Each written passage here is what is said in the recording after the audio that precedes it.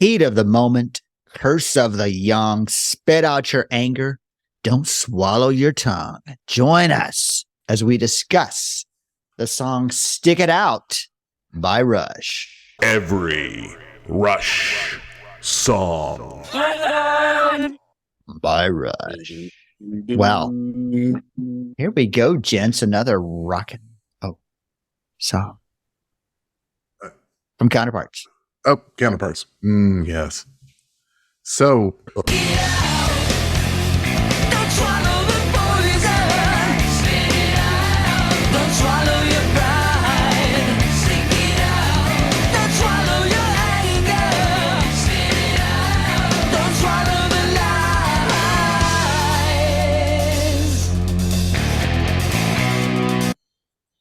and some cool harmonies too.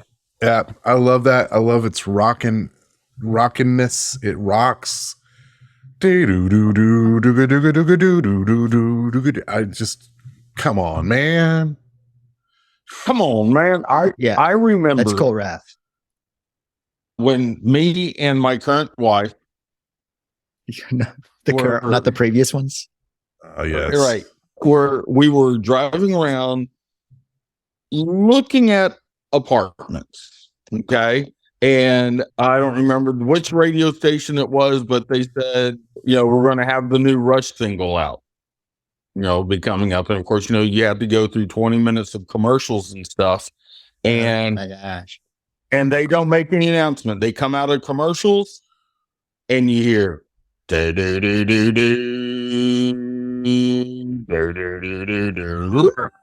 that little feedback. And I'm like, oh, this has got to be the new Kiss song. But then you hear Yeti's voice. I'm like, no. Rush got their balls back. Balls. And plus an extra nut, I think. Yeah. Plus an extra balls hanging down, balls hanging down, balls hanging down. What is that? I freaking love. I freaking love this song. Did I mention that? I know I mentioned that last. Jay song. dropped an F-bomb. You know what? I thought we were on 7 an 8 second delay. Is it? No, we're not. But we do have the shit. E. We have the E. Oh, there it is again. I do put the E on it, so. Oh, thank God. But yes, just the introduction right there, like, golly. I mean, that's got. It's like that's got the rock to it. And it's got that dark, it's got the dark sound to it, like a ominous, sort of. You know what it is? Oh. It's that E string. They tuned that E string down to the D, so it's got that lower note. I think that's how Alice in Chains got all those kind of ominous, creepy sounds. What do they call that? Is it a slap? No, that's in country music. Drop D. I've heard Doghouse or something like Doghouse, that. Yeah. In fact, it sounds a little something like this.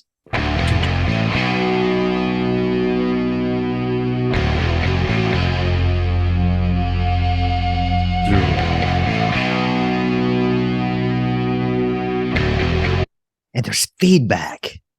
I love feedback. I love the feedback. You know what that means? I love that. He's just loud. Yeah. Yeah. All right. Right. And then, so, this song, just when I heard that, I was like, okay, I absolutely cannot wait for this album. So, surely they're not going to put just this one song where they're just rocking it hard and everything else be like Roll the Bones and Presto. And I was correct. There's that famous list of the heaviest Rush songs, and I thought it better be on the list, but it was number 2. So is it? Yeah. I don't know if it's their second heaviest song. When we talked about this before, that song did not make the list. No, that one was on the heavy ones. I don't know that it's their second heaviest song, but definitely deserves some shouts out for its heaviness. I wouldn't put it as a second heaviest song, but I would definitely put it as a heavy. One of the heavier ones. Yeah. I mean, if they'd released Animate first, then you'd be going, okay, there's more guitar there, but nothing it doesn't necessarily sound any heavier, but yeah, no, they released this song first, and you're going, yeah, there we go. Welcome back to the band, Alex. It was good to have you back. And Good to have you back. It sounds heavy because of badass sounding guitar chords like this. Heat of the moment, curse of the young, spit out your anger, don't swallow your tongue. Wait, what? I don't even. How many different notes is he playing in? Very dissonant. Very dissonant sounds. Yeah. But okay, but does it sound like? Does it? And not being a guitarist, so I don't know.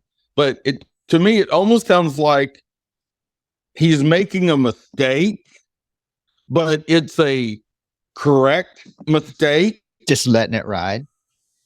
Right.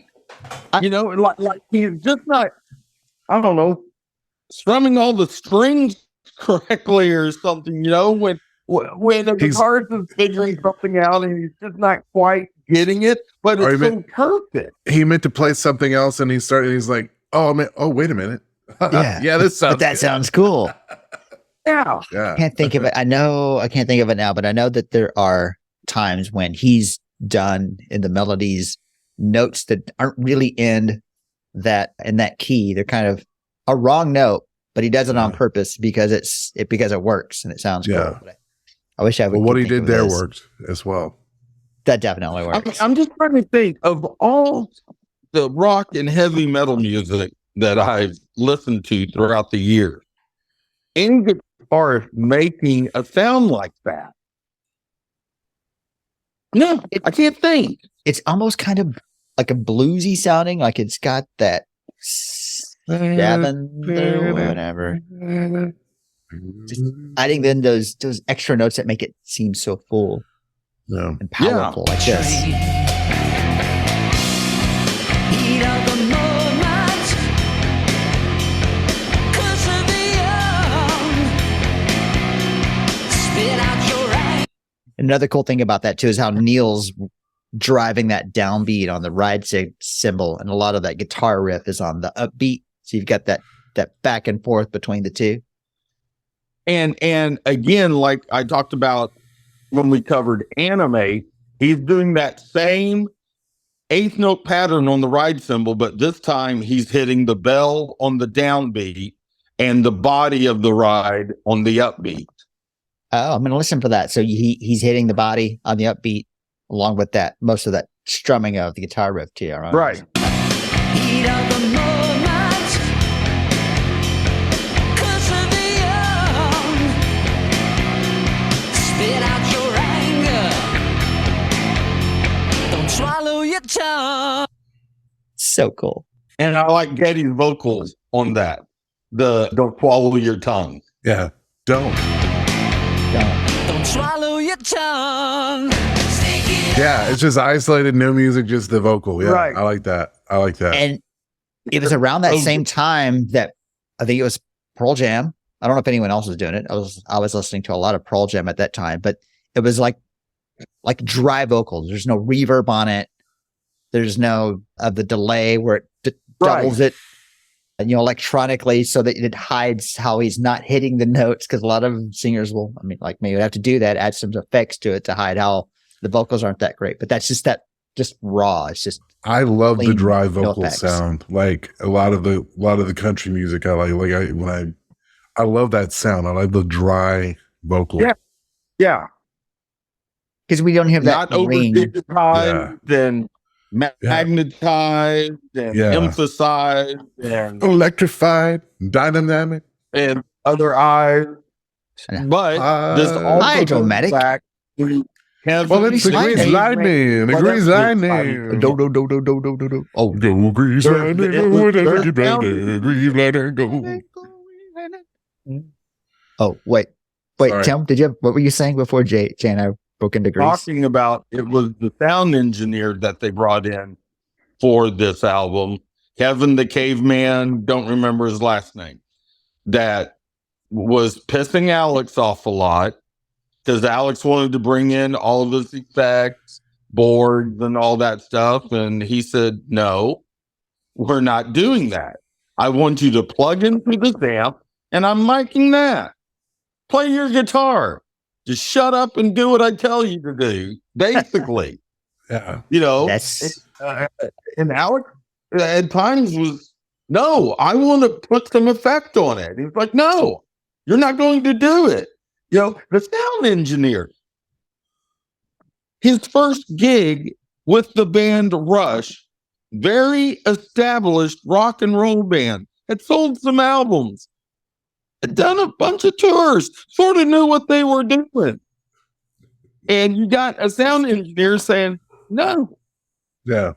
no, you're not going to do that. Can you imagine? That took some gumption. If I were the sound engineer, I was like, no effects. I don't want any effects on this song at all. I'm going to do the effects. Okay, that sounds great. I like that idea. Yes, sir, Mr. Lifeson. Whatever you say, Mr. Lifeson. Yes, sir. Yes. All right. Yes. All right. So speaking of effects, there's something on the vocals, on the background vocals here, and it almost sounds kind of flangy or chorusy or something. Right. Background vocals on the chorus. Don't swallow your pride. Sing it out. Don't swallow your anger. Spit it out. Don't swallow the lies.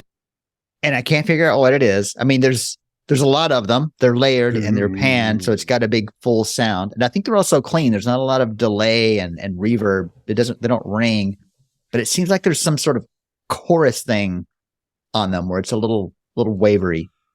Super cool on an album that doesn't have a whole lot of production type effect type productions. Okay, and then I want to hear this solo by Alex. I think it's too short. Like everything that came out after 1975, all the guitar solos are too short. Yeah. I would have liked for this solo to go on. Yeah, something to say about that. Pardon? I'd like for the solo to have gone on a little longer. I'll be your name.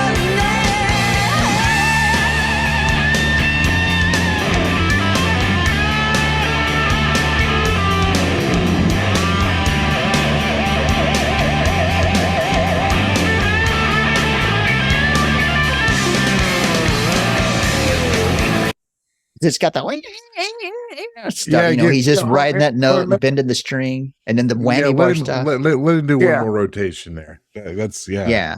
But it needs to go on longer than 18 seconds because it Or was just getting started. Maybe have the guitar solo go into a key change to get it back into the chorus. Maybe, but I don't know. I like that guitar solo. I love it. It's that typical Alex Lifeson, not the standard kind of guitar solo. He's playing some cool notes, but he's having fun with that wah-wah pedal, Carl. And there's no wah-wah, just throwing that out there. But yeah, the whammy bar, he's sticking it out, man. Stick it out, man. Stick it out.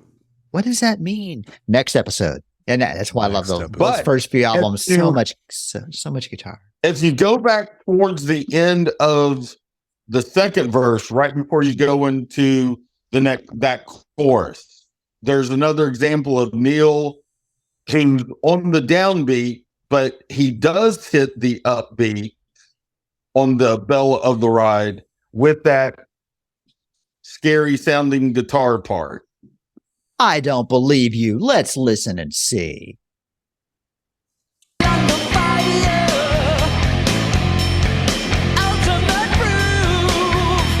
Right here. Moment of crisis. Don't swallow the truth. So it's right in there where he was on the downbeat of the bell, but to hit that little part, and it doesn't last very long, he goes to the upbeat and then back down to the downbeat on it. Yeah. Moment of crisis. Don't swallow the truth. Oops, hit the wrong button. Yes. Yeah, right here. Super cool. And I love that. I love that simple little slam on the stairs, the Jaco that Neil does right there. It's just so simple and so beautiful. It's so rock and roll. It is very rock and roll. Rock and roll. Yeah, baby. Okay, this bridge deserves to be heard. Each time we bathe our reactions in artificial light. Each time we alter the focus. Tim, that snare sound, he's doing the rim shot thing, right? Where he has the stick on the snare and then kind of tapping it like that. Yep. Ooh, Dave Growl making an appearance, ladies and gentlemen. Dave Growl. Where? I don't see him, but I hear him. Yeah, he's loud. He's a loud guy. Hey, we love dogs, so bring it on, Dave. We love Dave, love dogs. Okay, back He to the said bridge. hello. You got it, brother. He said, yeah, you do, baby. To make the wrong move seem right. You get so used to deception. You make yourself a nervous wreck. And then this spill going into the solo. Running back to cover your neck. Super simple, but it builds so hard into that da-da-dum-da-da. Okay, cool. Because not only is that just an awesome bridge lyrically and musically, but then it kind of sets up the end of it, the end of the song, when Geddy Lee kind of funks up that bass part a little bit. I was going to say, I mean that in the good way, but there's no bad funk, y'all. There ain't no bad Ain't no funk. bad fun. Okay. Okay, a little too far, but